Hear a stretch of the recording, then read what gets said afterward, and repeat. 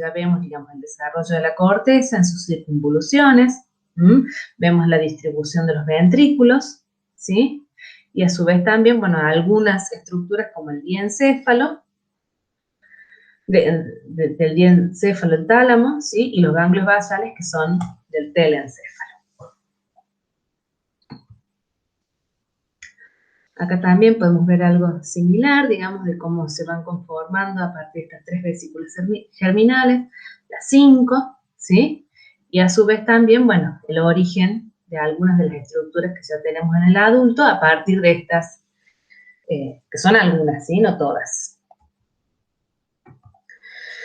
Entonces habíamos dicho que uno de los procesos que se tiene que dar para poder dar origen a este sistema nervioso central, digamos, en desarrollo, son los procesos estos de proliferación neural, es decir, de un aumento en la división celular, ¿sí? Que es lo que permite el crecimiento. Estos patrones de proliferación o de división celular no son análogas en todas las secciones del tubo neural. Es decir, que hay lugares o regiones en los que hay mayor división celular, y por lo general esto ocurre en la zona ventricular del tubo neural. Yo les decía que generalmente la alta tasa de división celular se da hacia lo que es el interior, ¿sí? o las células que están rodeando el tubo neural. Y las células precursoras de esta zona ventricular siguen un patrón fijo de movimientos celulares, ¿sí? A medida que, bueno, que se van dando distintos estadios del ciclo celular, que ustedes también van a recordar por biología, ¿sí? Que las células pueden atravesar distintos estadios. Ya vamos a ver un diagramita como para repasar eso. Y a medida que se va dando este ciclo celular, entonces, da origen a nuevas células madres, o neuroblastos, que son células nerviosas inmaduras, relativamente indiferenciadas, ¿sí?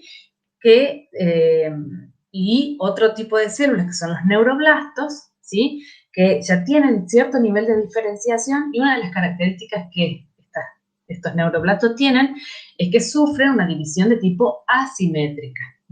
Es decir, tenemos células madres, que son células que se dividen de manera simétrica, es decir, que a lo largo del ciclo celular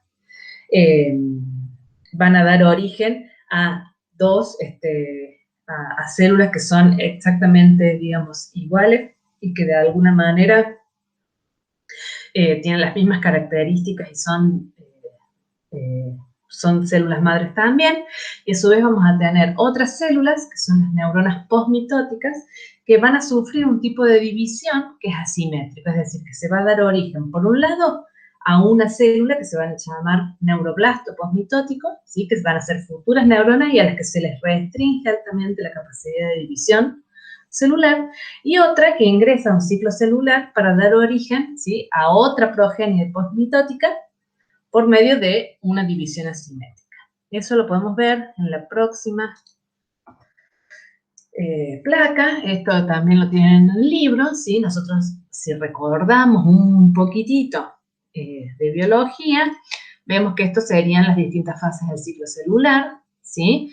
La fase del ciclo de las células, digamos, podemos arrancar a partir de un estado G1, o un estadio, digamos, G1, luego se ingresa a un estadio S de síntesis, es decir, en esta fase sería cuando se produce, digamos, la replicación del ADN, para poder permitir, digamos, tener una doble copia, ¿sí?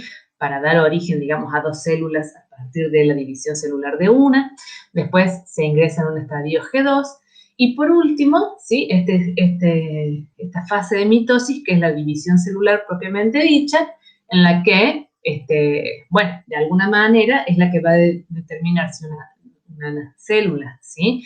Que va a diferenciar en célula nerviosa, retoma este ciclo, o si de alguna manera da origen a un neuroblasto. En esta primera fase, ¿sí? Lo que también vemos, si nosotros acordamos, digamos, que estas son las células nerviosas que hacia esta ubicación nosotros tenemos lo que es la luz del tubo neural, ¿sí? Y esto es la región más alejada, que le podemos llamar superficie pial, ¿sí? Podemos ver que incluso la ubicación del núcleo de estas células, ¿sí? Se modifica en función de la fase del ciclo en la que están estas células, ¿sí? En la fase de G1 sería en este estadio, ¿sí? El núcleo está cerca de la superficie ventricular, digamos, o cerca de lo que es la luz del tubo. Durante el estadio S, que sería el estadio de síntesis, es decir, cuando se replica el ADN, el núcleo, el citoplasma que lo circunda, ¿sí? Se traslada hacia la superficie más distal de la luz del tubo, o la superficie pial. Y en esta fase también lo que se produce es la división, digamos, la replicación del ADN. Durante la fase de G2, ¿sí? La célula crece y el núcleo también vuelve a migrar nuevamente hacia la luz. Y finalmente, durante la fase de mitosis, que es la fase de división de la célula propiamente dicha, ¿sí? Las células pierden la conexión con la superficie, digamos, pial y se dividen. Y las divisiones simétricas generan dos células madres neurales, que incluso también es importante tener en cuenta que pueden llegar a tener hasta características de las células de la glía, ¿sí? Que tienen también la capacidad de replicarse permanentemente, o bien se pueden dar estas divisiones asimétricas. De esta división asimétrica se genera, por un lado, un neuroblasto. Este neuroblasto posmitótico son las células primogéneas de las neuronas que ya pierden su capacidad de división, ¿sí? Y después una célula progenitora con potencial mitótico limitado, ¿sí? Es decir, que de alguna manera tiene ciertas restricciones para poder continuar dividiéndose. Sin embargo, hay otras que, bueno, que sí van a seguir dando origen a células madre.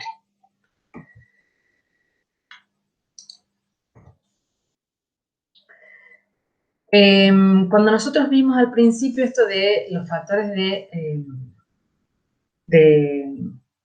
de alguna manera de diferenciación o de regulación, ¿sí? Para que determinadas células del ectodermo, ¿sí?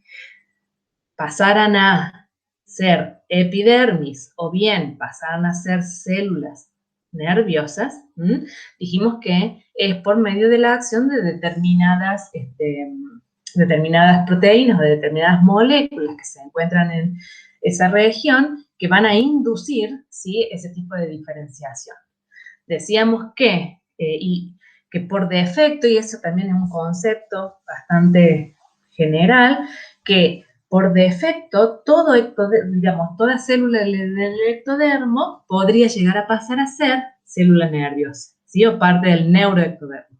Sin embargo, las células que están fuera de lo que es la cresta neural, si se acuerdan en el tubo, o la conformación de ese tubo, hay una molécula que es la inductora de hueso, ¿sí? que está, digamos, más concentrada en esa zona, que va a inducir o va a determinar que esas células pasen a formar epidermis y las que no están, digamos, expuestas a esa proteína, pasan, ¿sí? A su vez, por acción de otras proteínas, a formar lo que es neuroectodermo. A su vez, también es importante tener en cuenta que hay instancias en las que actúan otras moléculas u otras sustancias químicas que yo les decía van a determinar que, por ejemplo, la región dorsal del tubo neural de origen a determinadas tipos de células y que la región ventral de origen a otras células, que en definitiva lo que van a terminar conformando son distintas estructuras de ese sistema nervioso central. Bueno, acá están, digamos, moléculas que no interesa que se sepan los nombres, pero sí que de alguna manera están presentes y que son las que en definitiva van a